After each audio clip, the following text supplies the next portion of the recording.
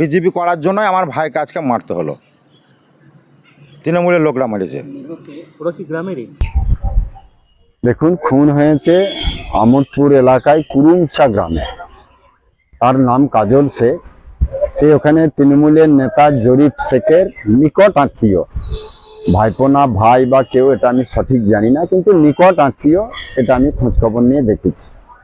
জরিফ শেখের আগে কি ছিল, এখন কি হয়েছে, আমোদপুরে অনেক জায়গা টাইগা কিনেছে, অনেক বড়লোক হয়েছে। আর তৃণমূল যে করে সে বড়লোকই হয়। ওর তাই নিকট আত্মীয়, সেও বড়লোক হবার চেষ্টা করেছিল। সেও জরিফ শেখের হাত ধরে অবৈধ বালির ব্যবসা করত। এখন বালির ব্যবসা মানে ওদের ভাগাভাগি, দখলদারি, এই নিয়ে তৃণমূলে ঝামেলা। আর নিজেই, আমি যতটুকু জানি, নিজেই স্বীকার করেছে বা ওর পরিবার স্বীকার করেছে যে তৃণমূল আমাদেরকে খুন করেছে। আর নাকি একটা বলেছে ওর পরিবার যে কাজল শেখ নাকি বিজেপি করতো। তা আমি বীরভূম জেলায় প্রথম থেকে বিজেপি করি, আজও টিকে আছি বিভিন্ন দায়িত্বে। ওই পরিবারে কোনো লোককে বিজেপিতে আমি দেখিনি। এখন 4 তারিখে কাউন্টিং এর পর হঠাৎ বিজেপি, অতি বিজেপি আমাদের হয়েছে এই জেলায়। তো সেই রকম যদি কোনো বিজেপি হয়ে থাকে তাহলে আমি বলতে পারবো না। তবে আমি ভারতীয় জনতা পার্টির জেলা প্রেসিডেন্ট হিসেবে বলবো, কোনো খুনই, কোনো মানুষ খুন হোক, এটা কাম্য নয়, আর এটা আইন নয়। মানুষ যদি কোনো অপরাধ করে তার জন্য আইন আছে, তার জন্য কোর্ট আছে, তার জন্য প্রশাসন আছে, তারা ব্যবস্থা করবে। কিন্তু মানুষ নিজের হাতে আইন তুলে খুন করবে, এটা হচ্ছে তৃণমূলের সংস্কৃতি। তৃণমূলের নেতারা অনেককে খুন করিয়েছে, আর সেই খুন করতে করতে নিজেদের মধ্যে খুন খারাপি শুরু হয়ে গেছে। তারই একটা পার্ট কালকে হয়েছে। আমি এর নিন্দা করছি এবং প্রতিবাদ জানাচ্ছি। এরকম খুন খারাপি করে কোনোদিন দল চালানো যায় না, ক্ষমতা দখল করে রাখা যায় না। ঘটনা বলতে ধরুন, আমরা কালকে ওইখানে আমার ভাইয়ের একটা কুরুমসা মোড়ে একটা সেকেন্ড হ্যান্ড মোটরসাইকেলের ব্যবসা আছে, গ্যারেজ আছে।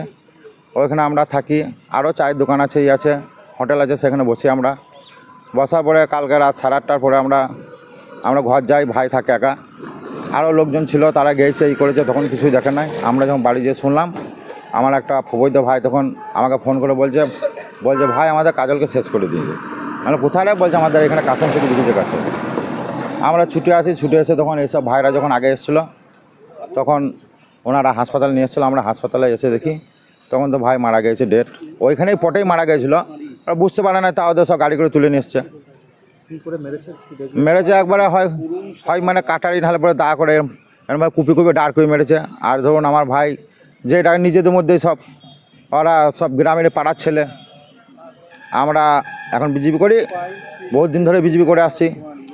এই বেটি ধরুন ওরা সব তৃণমূল করে, সব খেয়ে আছে, আছে, নানা রকম ভয় আছে, জানে ওদের। ওরা ভেবেছে তাহলে বোধহয় আমাদেরকে কিছু করবে বেটি। সেই ভয়ে ওরা দেখছে একাই যদি সরিয়ে দিতে পারে, ইয়ারই তো সব দিকে হাত রয়েছে বিজেপির, বড় বড় নেতাদের সাথে, এদের সাথে, চারিদিকে হাত রয়েছে, রয়েছে, তাহলে পরে আমাদেরকে কিছু করতে পারে বোধহয়। সেই ভয়ে ওকে প্ল্যান মাফিক মার্ডার করা হয়েছে। বিজেপি করার জন্যই আপনার? হ্যাঁ, বিজেপি করার জন্যই আমার ভাইকে আজকে মারতে হলো। তৃণমূলের লোকরা মেরেছে। ওরা কি গ্রামেরই? গ্রামেরই, পাড়ার ছেলে। তাকে মোটামুটি 6 মাস আগে একটা ট্রাক্টরের অ্যাক্সিডেন্ট থেকে ওই কাজলই বাঁচিয়ে নিয়ে এসছে ওকেই। হ্যাঁ, তারপরে আজকে তার হাতেই খুন হতে হলো, আর তাদেরই হাতেই খুন হতে হলো। ওর শ্বশুরের একটা, ওই যে ছেলেটা মার্ডার করেছে তারও ট্রাক্টরের ব্যবসা আছে। তা মোটামুটি মাস 6 কি 7-8 মাস এরকম হবে, অতটা খেয়াল নেই। কিন্তু তারই একটা চাচা শ্বশুরের কাছ থেকে তাদেরই একটা আত্মীয় অ্যাক্সিডেন্ট হয়ে মারা যায়। সেইখান থেকে ওর শ্বশুর দিকে বললে করে, গ্রামের ছেলে, পাড়ার ছেলে অ্যাক্সিডেন্ট হয়ে গেছে, সে তো চলে গেছে, কীভাবে বা কী হবে। তা একে যেন দেখো একটুকু করোনা বাঁচিয়ে দিও। তা ওই আমার ভাইটাই বাঁচিয়ে নিল, আজকে বাঁচিয়ে নিয়ে এসে তাকেই তার হাতে মরতে হলো।